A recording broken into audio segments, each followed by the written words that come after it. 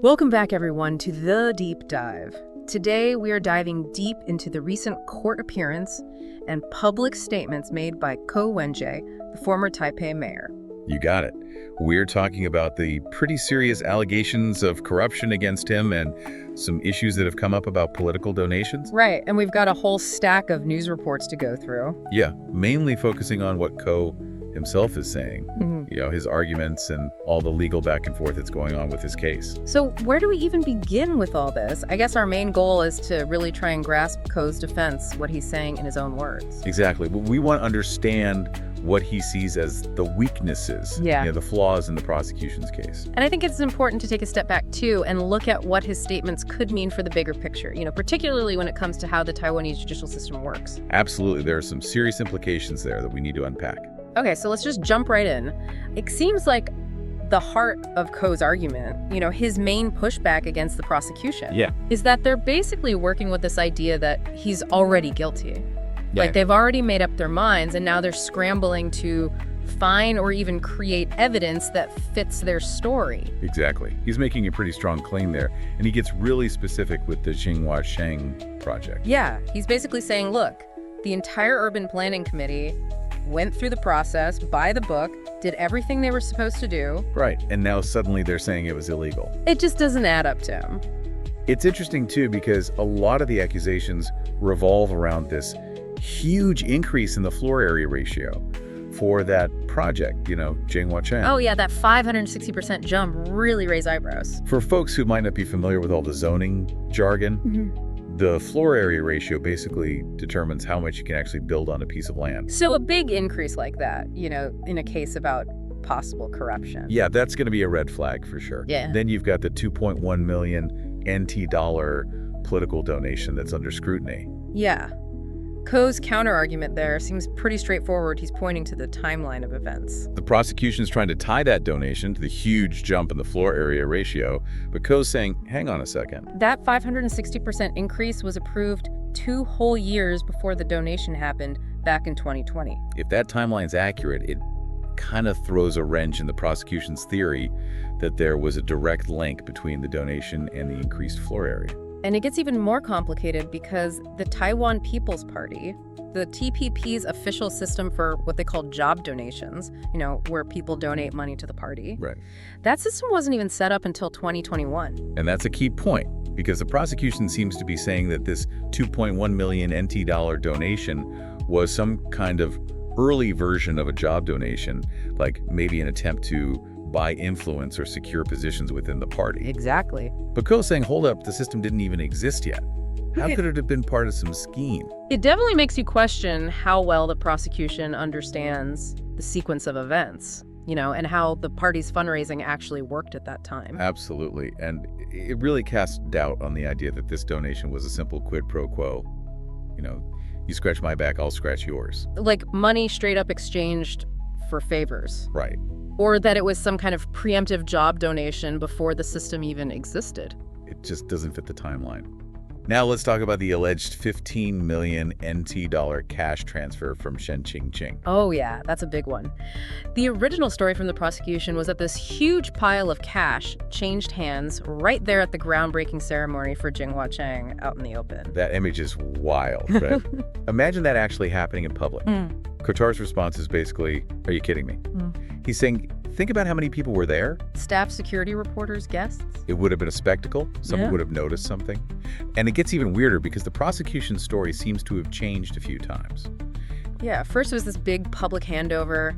Then it was a private meeting in the mayor's office. And now in the actual indictment, they're saying it happened at some unspecified time and location. It makes you wonder what's going on there. Why are the details changing so much as the investigation goes on?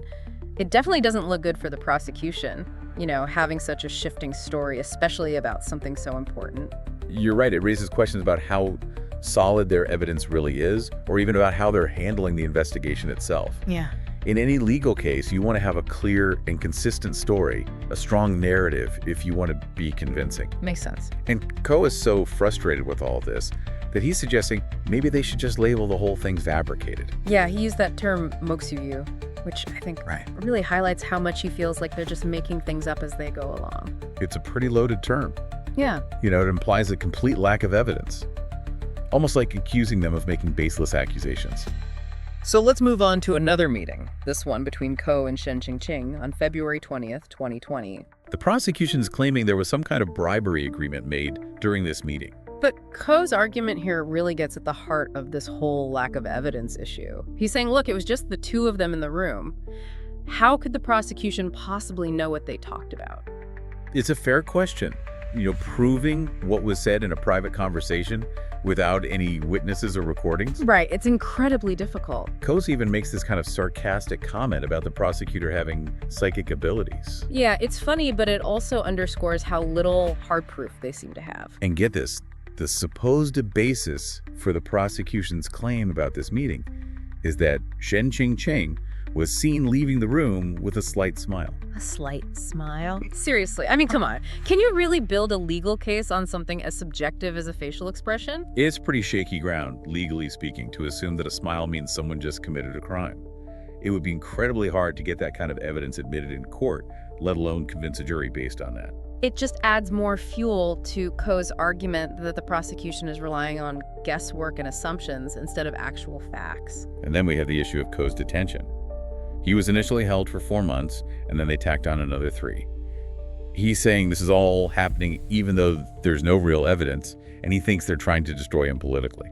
Yeah, that's a big accusation. We see this kind of thing happen in legal systems all over the world, these claims of politically motivated prosecution. It's a huge issue that makes people question the independence of the judiciary and whether it's being used as a tool to target political opponents. Exactly. To detain someone for that long without clear evidence and a solid case is a major concern in any country that claims to uphold individual liberties. Absolutely. And Ko's using some really strong language here. He sees this whole situation as unjust and politically driven. Even with everything that's going on, Ko has been pretty outspoken about whether he would consider fleeing. Right. He's making it very clear that he has zero intention of running away. In fact, he's even saying that the only people who would benefit from him fleeing would be the DPP, the Democratic Progressive Party, the current ruling party. That's interesting. He's suggesting that his escape would actually help the DPP. Right. Because it would likely destabilize the TPP, his party. It's a strategic move for sure. He's saying that by staying and fighting the charges, he maintains his political position and prevents a potential crisis within his own party. And the way he phrases it, saying he'd rather die inside than flee, it really emphasizes his determination to face these accusations head on. He's even willing to wear an electronic ankle monitor and take part in the Dajiomazu pilgrimage. Wow. That's a pretty bold statement. I mean, the pilgrimage is a massive cultural event. It's a really public and symbolic gesture. He's basically saying, I have nothing to hide. I'm willing to be completely transparent and let everyone watch me even during such a significant event. Okay, so let's shift gears a bit and talk about the Orange case involving Hu Qiyu. Right. Orange was an aide to Ko, and now she's wanted by the authorities. And this whole situation has added another layer of complexity to the accusations against Ko. Absolutely. The prosecution is trying to use Orange's departure before the investigation started as evidence that Ko might be involved and that he's also a flight risk. It's like they're trying to paint this picture of a conspiracy, a coordinated effort to escape justice. Exactly. But Ko's defense team is pushing back hard on that narrative. They're claiming that the prosecution has been hiding crucial information about Orange, specifically to make Ko look bad. Like they're saying there's more to the story than the prosecution is letting on. Right. So according to the defense, Orange actually went to Osaka, Japan back in July 2024 to study. That was way before this whole investigation really heated up. Now here's the key part. She came back to Taiwan on August 27th, 2024, specifically to see a dentist. She had an appointment already scheduled. They're saying it was a planned trip for medical reasons, not some attempt to run away. And the defense says they have proof. They've got medical records, and they've even got her boyfriend who can back up her story. They're claiming that she got antibiotics for whatever dental issue she had and then flew back to Japan on August 29th, 2024. So they're painting a very different picture than the prosecution. It's a completely different story. The defense is also saying that Orange's own family didn't even know she was coming back to Taiwan, let alone Ko Wen-je. And they're really hammering on the fact that the prosecutors haven't found any communication records between Ko and Orange. That's a big deal because it directly challenges the prosecution's claim that Ko might have been involved in her leaving the country. The defense is essentially accusing the prosecution of deliberately withholding potentially exculpatory evidence, evidence that could help clear Ko's name. Or at least weaken their case against him. Exactly. And that's a serious accusation. It raises questions about whether the prosecution is playing fair and whether they're actually committed to seeking justice. If the defense is right, this means that crucial information about Orange's movements only came out after the trial started, when Ko's lawyers finally got access to the case files. If that's true, it's a pretty big breach of trust. It makes you wonder if the prosecution is really being transparent and following the rules. It definitely raises concerns about the integrity of the whole investigation. Okay, let's talk about these allegations of illegal interrogation and collusion. All right. The Taiwan People's Party is accusing prosecutor Lin Chunyan of some really serious misconduct. They're saying he fabricated evidence, intimidated witnesses, and used coercion during questioning. That's a big deal to accuse a prosecutor of those kinds of things. It strikes at the very core of their duty to uphold justice. And it gets even more complicated because the TPP is claiming that the Taipei District Prosecutor's Office then tried to cover up Lin's actions by releasing misleading information to the press. They're using this term collusive structure to describe what they see happening. It's like they're saying there's a system in place that protects prosecutors even when they do wrong. And that undermines the credibility of the whole judicial system, right? Mm-hmm. If people lose faith in the idea that the courts are fair and impartial, then the whole system starts to crumble. Exactly. And a lot of these accusations are centered around the questioning of Shen Qingqing at Taipei Hospital on October 11th, 2024. Okay. The North District Prosecutor's Office initially denied that anything improper happened. They said it was just casual conversation before the official questioning began. But Ko La's defense lawyer has presented a document that contradicts that claim. It's a letter written by Lin Chunyan himself to the Taipei Detention Center. And in that letter, he specifically states that he intends to interrogate Shen Qingqing at the hospital on that date at 4 p.m. So we have a written record of his intentions, which seems to completely contradict the later claims that it was just a casual chat. Right. It just adds to the suspicion that they might be trying to downplay what really happened. And then there's the issue of the press releases from the North District Prosecutor's Office. Their March 12, 2025 press release talked about an inspection, but their October 2024 release used the word interrogation. That change in wording is significant. It seems like they're trying to change the story after the fact. Exactly. It feeds into the narrative that they might be trying to hide something. And to make matters even worse, the North District Prosecutor's Office said that their reason for going to the hospital was simply to assess Shen's physical and mental condition. To see if he was fit to be transferred to the prosecutor's office. Right. They were adamant that they had no intention of interrogating him at the hospital. But then Ko's defense team dropped another bombshell.